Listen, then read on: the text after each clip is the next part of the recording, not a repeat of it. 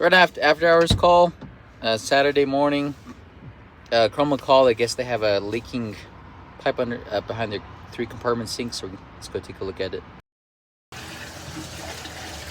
Okay, so you got that one leaking.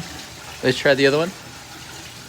And then over here, I don't know if it'll do it. It usually does it if we have our sink sitting, but I've got a video of it. It leaks from, I believe, like right around here. Yeah, you can see where the water has come down in the past. Yeah. But it's obviously wet, so. Yeah, and it used to leak just like right here, from like right here, I think. The issue we've got here is 2 basket strainers that are leaking. So pretty simple fix, we just got to replace those.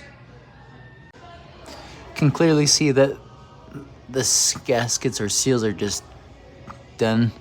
That one there, and then that one there. The one on the left is completely fine, so obviously we'll leave that, but definitely getting a quote to replace the basket strainers. So pretty simple fix for today. So got the green light, let's do it.